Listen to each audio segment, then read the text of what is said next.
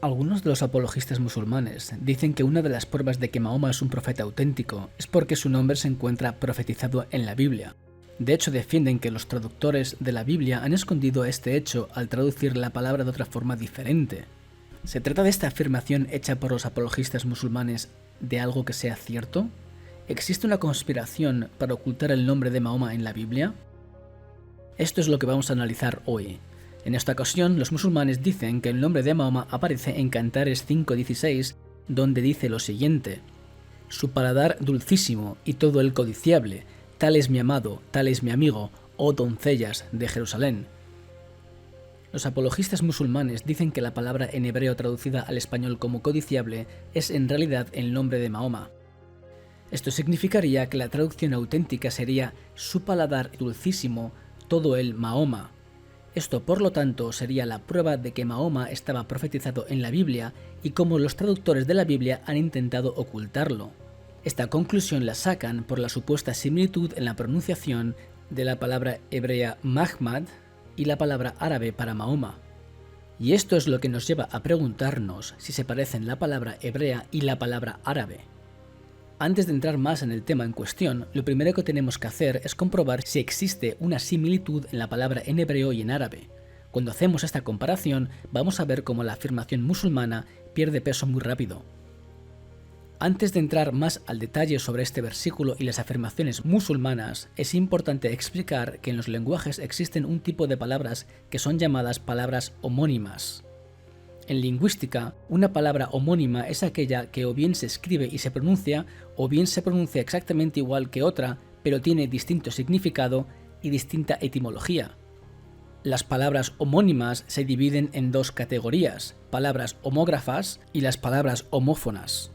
Las palabras homógrafas son palabras que se escriben y se pronuncian exactamente igual que otra, pero tienen distinto significado y distinta etimología. Un ejemplo podría ser la palabra amo, que puede significar amar o puede significar tener un dueño. Por otro lado, las palabras homófonas son palabras que se pronuncian exactamente igual que otra, pero que se escriben de manera diferente y tienen distinto significado. Un ejemplo podría ser la palabra ola, que puede significar un saludo o una ola de mar. Sería el tipo de palabras homófonas donde se basarían los musulmanes para defender que Mahoma se encuentra en la Biblia. Ahora bien, la pregunta que tendríamos que hacernos es: ¿se parecen fonéticamente estas dos palabras? ¿Se podrían catalogar de palabras homófonas? Para esto, lo que hemos hecho es ir a la pronunciación de la palabra codiciable en hebreo, que se pronuncia de la siguiente manera, Mahmad, y cómo se pronuncia la palabra Mahoma en árabe. Esto lo vemos en la Sura Al-Imran 144. Como se puede comprobar, estas dos palabras no se podrían considerar como homófonas, puesto que son diferentes. Recordemos, Mahmad no es lo mismo que Muhammad o Muhammad. Por lo tanto, inicialmente podemos ver cómo la afirmación musulmana no se tiene porque las dos palabras no son ni siquiera homófonas. Estas dos palabras se pueden diferenciar completamente. A pesar de demostrar que las palabras en cuestión son totalmente diferentes fonéticamente hablando, vamos también a explorar cómo intentar sacar conclusiones por palabras que son fonéticamente parecidas entre dos lenguas se trata de un error muy grave. Por ejemplo, la palabra ojo en inglés eye se pronuncia igual que el eye del verbo haber. Sin embargo, las dos palabras no significan lo mismo. Otro ejemplo lo vemos con la palabra el en hebreo, que significa Dios. Esta palabra se pronuncia exactamente igual que el artículo determinado masculino singular el en español. Ahora bien, porque estas palabras, al contrario que el caso que quieren hacer los apologistas musulmanes, sí que realmente se parecen y son homófonas, no se puede decir que cada vez que encontramos el artículo determinado el en español, ahora esto implique que se esté hablando de un dios o de Dios. Sacar este tipo de conclusiones sería cometer un error grave de interpretación y llevaría a conclusiones completamente absurdas. Esto nos lleva a este pequeño paréntesis de lo que estamos hablando. Es importante como el hecho de utilizar palabras homógrafas, por ejemplo, en diferentes lenguas, puede cambiar completamente la intención de lo que se estaba intentando decir. Por ejemplo, la revista mayor de Europa y más importante de Alemania, cuando puso en su portada a la monarca del Reino Unido, Isabel II, dio uso del artículo determinado la o die en alemán y de la palabra inglesa reina, queen, para referirse a la reina. Sin embargo, la mezcla del artículo la en alemán y la palabra queen en inglés para reina hace que para ojos de una persona inglesa el título pudiera ser ofensivo cuando la intención inicial no lo era. Un ejemplo similar también lo podríamos sacar con palabras de lenguas romances como el italiano y el español. En este caso encontramos palabras que son homónimas pero que significan cosas completamente diferentes. Por ejemplo, en español la palabra burro, en su uso formal, se emplea para definir a un mamífero equido doméstico más pequeño que el caballo, de pelo largo y áspero, generalmente grisáceo. Sin embargo, la misma palabra en italiano significa mantequilla. Todo esto sin tener en cuenta las palabras que se pronuncian igual en español de España, pero significan algo completamente diferente en otras regiones del mundo de habla hispana. Un ejemplo lo vemos en la palabra agujetas, que en español significa el dolor muscular que se siente en una parte del cuerpo un tiempo después de haber realizado un esfuerzo físico no habitual y de manera reiterada. Mientras que en México esta palabra se emplea para el cordón con que se atan los zapatos. Como podemos comprobar, las palabras homónimas de lenguas con orígenes completamente diferentes no implican que se hable de lo mismo. Lo mismo lo podemos ver con lenguas que comparten origen como las lenguas romances y las semíticas, e incluso con palabras de la misma lengua, pero en diferentes zonas geográficas como el ejemplo que hemos visto de España y México.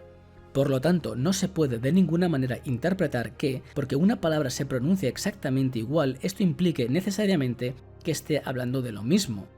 Con mucho más énfasis lo podríamos decir de la palabra hebrea Mahmad, que como hemos podido demostrar, ni siquiera se trata de una palabra homófona con la palabra Mahoma en árabe. Es por esta razón que la palabra Mahmad se ha traducido de la manera que vemos en Cantares 5:16. Como podemos apreciar, los diccionarios hebreos traducen la palabra Mahmad de la siguiente manera. Por ejemplo, el léxico hebreo español y arameo define Mahmad como delicia, encanto, lo valioso, seres queridos. El diccionario Lexham lo traduce de la siguiente manera, traducción mía: cosa deseable, objeto precioso, se refiere a algo que es un objeto de placer o deleite. Por este motivo es porque la palabra Mahmad es traducido en la Septuaginta por la palabra epithymia, que implica este sentimiento de deseo, codicia y otros, pero no un nombre propio y menos el de Mahoma. Por lo tanto, la traducción que vemos en nuestra Biblia de la palabra Mahmad se trata de una traducción correcta y fiel a la lengua hebrea. No se trata de ninguna conspiración en contra del Islam ni nada por el estilo. Como hemos visto, la palabra árabe para Mahoma no es una palabra ni homógrafa ni homófona de Mahmad, y evidentemente no estamos ante un caso de extranjerismo. Con este análisis, por lo tanto, podríamos invalidar esta teoría utilizada por los apologistas musulmanes. Sin embargo, vamos a llevarlo un poco más adelante, utilizando el principio que es usado por estos apologistas, donde al escuchar la palabra Mahmad entienden que es una referencia a Mahoma. Vamos a ver qué pasaría si hacemos un análisis de esta palabra en el Antiguo Testamento para ver qué conclusiones podríamos sacar utilizando su razonamiento. Por ejemplo, la palabra Mahmad aparece un total de 12 ocasiones en el Antiguo Testamento. Si aplicásemos la misma lógica a la hora de abordar Mahmad en Cantares con otros lugares donde aparece esta palabra en la Biblia, se llegarían a unas conclusiones un tanto peculiares que pondrían en aprietos a los apologistas musulmanes y que no creo que ninguno querría responder. Por ejemplo, esta misma palabra la encontramos en Oseas 9:16, donde dice lo siguiente: Efraín fue herido, su raíz está seca, no dará más fruto, aunque engendren, yo mataré lo deseable de su vientre.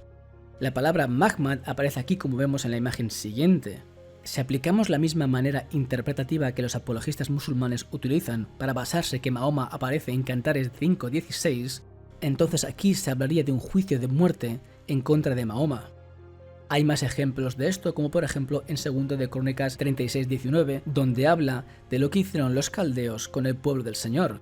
En este caso se dice que destruyeron los objetos deseables. La palabra deseable es la palabra Mahmad. De la misma manera que en el caso anterior, no creo que ningún apologista musulmán interpretase que en este caso se hable de Mahoma. Lo mismo lo vemos también en Isaías 64:11, donde dice lo siguiente: La casa de nuestro santuario y de nuestra gloria, en la cual te alabaron nuestros padres, fue consumida al fuego, y todas nuestras cosas preciosas han sido destruidas. La palabra preciosa es la palabra Mahmad también, e igualmente que en los casos anteriores no creo que ningún apologista musulmán interpretase que Mahoma es profetizado en este lugar.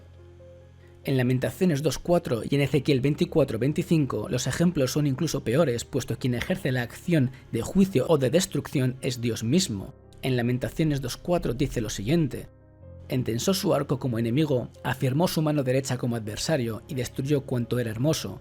En la tienda de la hija de Sión derramó como fuego su enojo». Aquí la palabra hermoso es la palabra Mahmad también. Como en el caso anterior, no creo que ningún apologista musulmán quisiera defender una profecía de Mahoma en este lugar.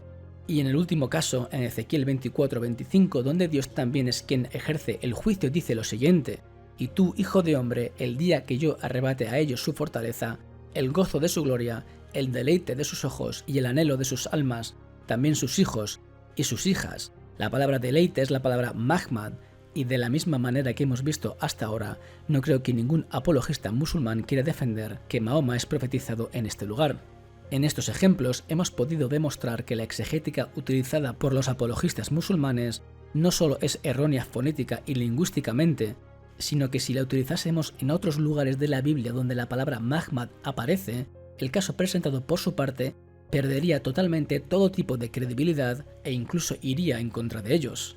De hecho, contextualmente, la aplicación de su interpretación no tiene sentido. Si leemos el capítulo entero de Cantares 5, vemos cómo se habla de una mujer y su amado, y cómo el paladar del amado es dulcísimo, y todo él es codiciable. De este contexto, a sacar que el amado tiene un paladar dulcísimo y que todo lo de él es Mahoma, y por lo tanto una profecía sobre Mahoma, se trata claramente de una absoluta descontextualización del texto. Y si alguien dijera, por ejemplo, que los ejemplos puestos anteriores no son válidos por el contexto, lo mismo se aplicaría a Cantares 5:16 y el debate quedaría cerrado. El último resorte al que se agarran los apologistas musulmanes es la morfología de la palabra Mahmad en hebreo. En este caso es porque Mahmad se trata de un nombre masculino plural. En la imagen siguiente se puede ver cómo la palabra se encuentra catalogada como un nombre común masculino, plural y absoluto. La razón en la que los apologistas musulmanes se apoyan para defender el uso de la palabra en plural es porque la pluralidad de la palabra implica pluralidad de respeto. Esto es porque el sufijo im indica esta pluralidad. Sin embargo, como hemos explicado hasta ahora, primeramente Mahmad es una palabra hebrea que no es ni homógrafa ni homófona de la palabra Mahoma en árabe. Mahmad es una palabra que implica algo codiciable, deseable, como hemos visto en la definición de diccionarios e incluso con la traducción de la Septuaginta. La razón por la que Mahmad está en plural es porque lingüísticamente fluye por lo que se viene diciendo previamente. Cuando se habla de la dulzura de su paladar, se utiliza la palabra mamtakim, que implica dulzura o algo agradable. La palabra mamtakim es una palabra que es morfológicamente igual que mahmadim, esto es, se trata de una palabra catalogada como nombre común masculino, plural y absoluto. Las implicaciones son claras, la pluralidad de la dulzura y lo deseable está basada en la esencia de las cualidades del amado. Por lo tanto, gramáticamente, tanto la palabra para la dulzura, mamtakim, como la palabra para lo codiciable, mahmadim, son expresadas en plural, puesto que indican la globalidad de múltiples cosas dulces que salen de su paladar y de la globalidad de las cosas deseables del amado. Por lo tanto, como hemos podido demostrar, la palabra hebrea Mahmad no se trata de una palabra ni homógrafa ni homófona con la palabra Mahoma en árabe. Hemos también podido demostrar que utilizando el mismo razonamiento, la palabra Mahmad en otras partes de la Biblia no solo invalidaría el argumento musulmán, sino que iría totalmente en contra de cualquiera de sus principios teológicos. Contextualmente hemos demostrado que cualquier argumento en defensa de una supuesta profecía sobre Mahoma está fuera de lugar, puesto que no tiene sentido decir que el paladar del amado es dulce y todo el Mahoma.